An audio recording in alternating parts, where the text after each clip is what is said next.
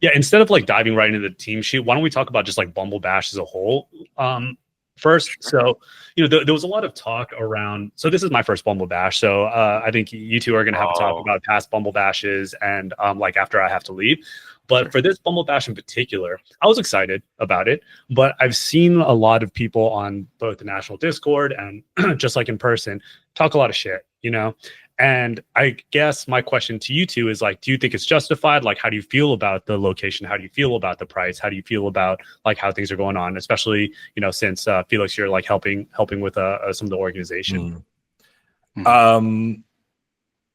Yeah, I can go for this one.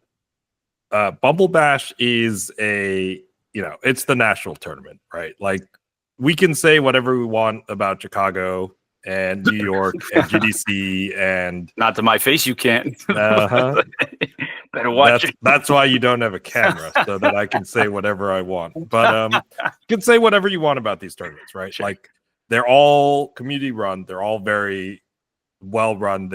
We know what we're doing at this point. They are not the national tournament. The national tournament comes with all sorts of bragging rights and accolades and prestige about going to it, whether we agree with it or not, right? There is a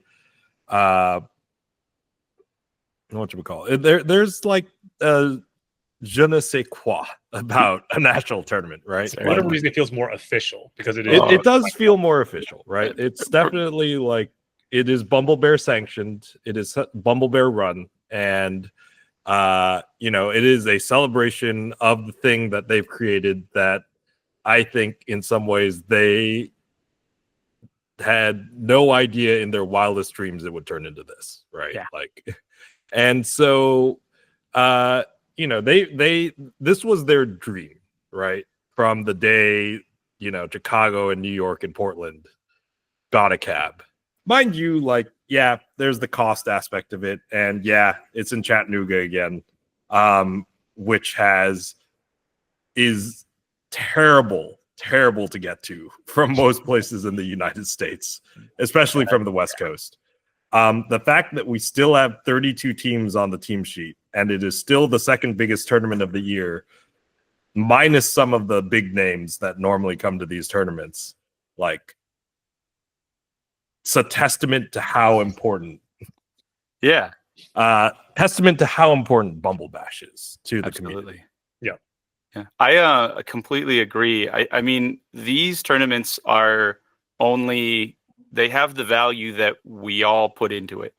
Like it is the combined, it is the culmination of the hard work, the practice, the effort, the energy, the passion of everyone in the community. Everyone there brings something important and special. Even if you are just going to spectate, even if you just watch it at home, those people are important too. I'm glad I get a chance to talk about the Chattanooga thing. The price, I am, I guess, a little frustrated, but at the end of the day, I don't want to look at that price and be like, well, if I had thrown it, it would have cost, nothing. It would have been free. And then, I throw it and the cabs are out on the sidewalk and we're playing in the rain. It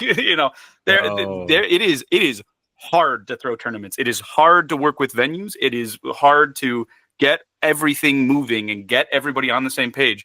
And I need people to understand that it would not be happening without Mel, specifically Mel, also Keith from Chattanooga. It just wouldn't be happening at all. They are basically supplying the venue for, I don't know a specific number. I know that it is the difference between having Bumble Bash and not having Bumble Bash. They are making it work. And say what you want. It is indeed hard to get to Chattanooga. It was there last time. If anybody out there has a venue they want to offer up for BB6 that they know they can provide for, on the cheap, that's great. Let's do that next time. But as of right now, this is what is keeping Bumble Bash afloat as a tournament. And so I'm always first to say, you cannot knock the Chattanooga thing without at least acknowledging that it's a labor of love from this scrappy Chattanooga scene, who has been making an amazing name for themselves too, by the way. Like, Mel has been out there at tournaments, getting better, like doing all the things you're supposed to do. So I'm excited for Bumble Bash. I think that anybody who can feasibly support it should be supporting it. Anything else is just like hard feelings getting in the way of supporting the game we love. I would love to have a Bumble Bash in San Francisco, and I know there's no way we will ever have a Bumble Bash in San Francisco. Yeah. There are limitations that are just hard coded into tournament throwing, especially one that is like expected to travel and thrown by the company. Yeah. Like, Chicago had 40 teams this year. Mm-hmm. It is rough to be in Logan with 40 teams. Yes. Oh my God.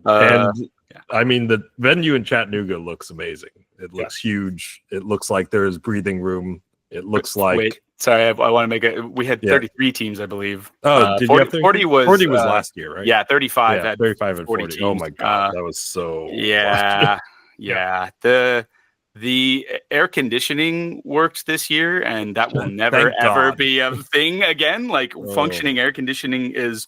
You should have been at 35. That was not really anyone's fault. It like literally broke the week before. We know now that is an extremely important part of the tournament. Especially in Logan, because that back room does not get ventilation. It doesn't. And you can't open that back door because, well, A, rats get in, and B, I think it's like there's some like violation. It's bad. You can't do it. We talked about it. It doesn't fly. Like this stuff is hard. I think it's really easy to look at these tournaments and be like, well, this is what I would have done better. And I promise you, it is not that simple. There are a million things that get in the way of what you look at and see as an easy, obvious decision that you'll never know because they're behind the scenes. They're behind a curtain that the organizers specifically try to keep it behind so that you have as good a tournament experience as you can. Yeah, that's just kind of like a good lesson for like everything in life. You know, a lot of people think that certain things are easy, but honestly, like, you only think it's easy until you start doing it. Right? And it is an issue. The last thing that I'll say before we get into the team sheet, because I don't want this to go too long, is that I mean, to me, like, the price is the price, and compared to other hobbies that I do, honestly, most tournaments for Killer Queen are quite cheap. Like when I used to do jiu-jitsu tournaments, they were like, to be fair, your hobbies are inhaling caviar on a boat. Okay, well, we don't have to get into that. Hobbies.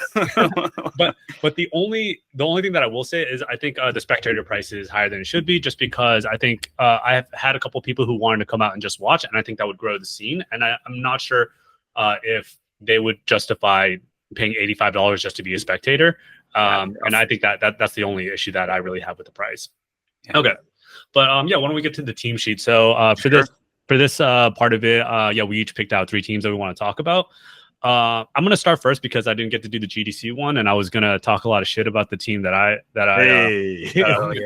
So you all save that. We'll save that for the outtakes.